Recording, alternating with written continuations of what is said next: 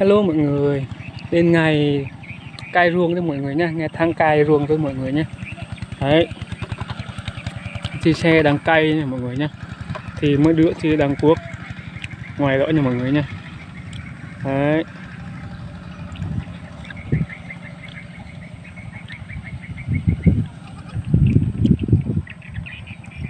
Đây là cánh đồng quê mình nha mọi người nhé.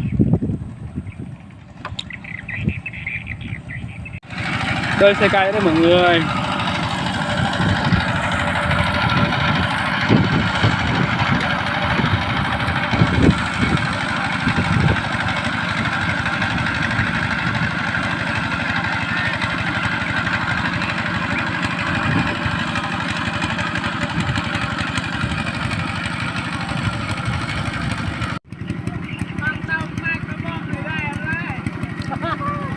Bắt có Ăn pran bịa ấy. Nạp năng lượng. Milo nạp năng lượng.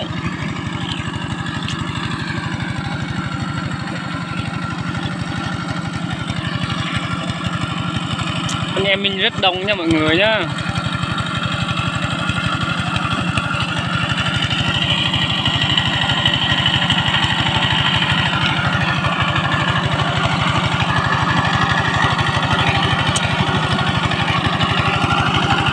Ôi.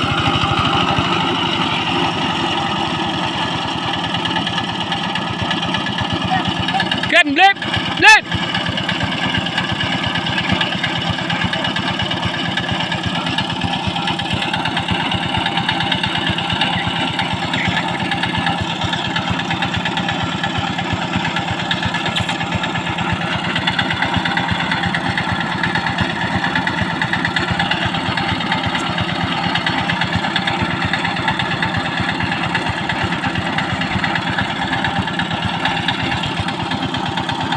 Lợi đi cục đá mọi người này, cục đá siêu to luôn.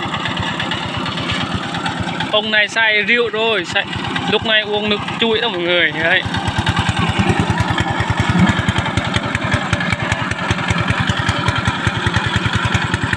Cái chèn mà cọ tao lên hả? Cọ dồi. Cọ dồi gì hả?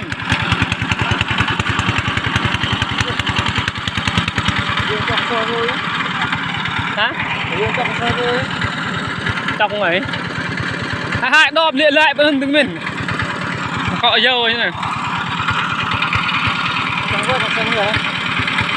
rồi đây bà còn này nó còn gì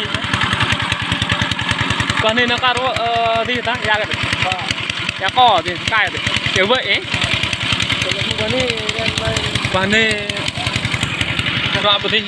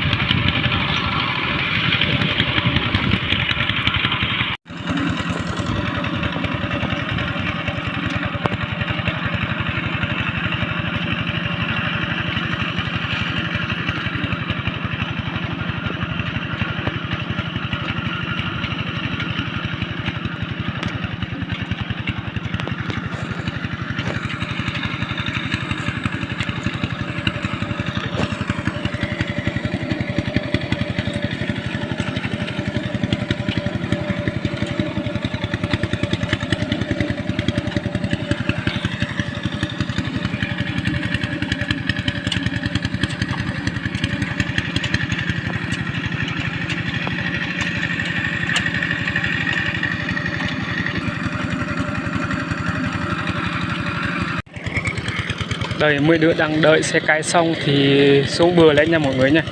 Đấy xe đang cày kìa.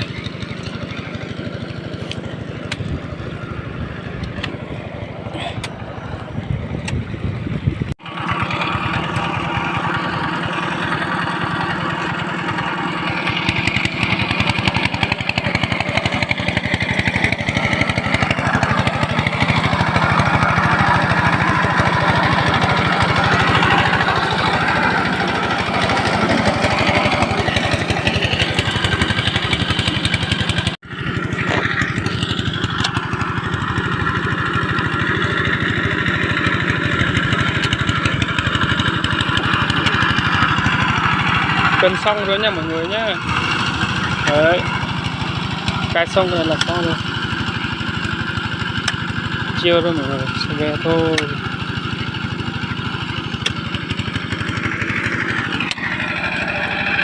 làng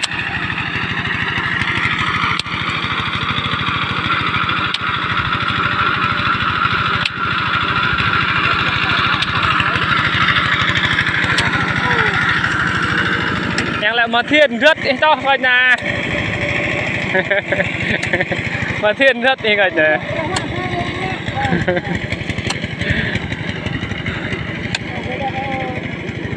tao là đi na đục na ai vô hỏi em na đi na mà kinh rồi đó đi nào mà kinh ngô bị họ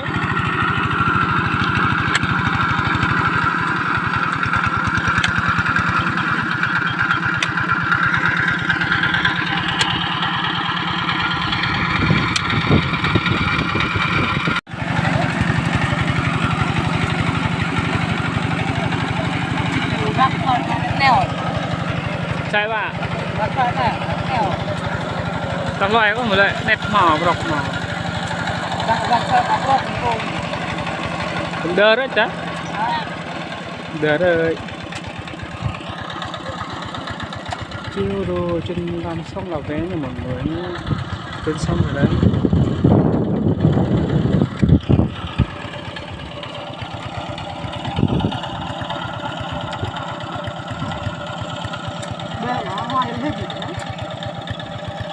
đùng tư nữa rồi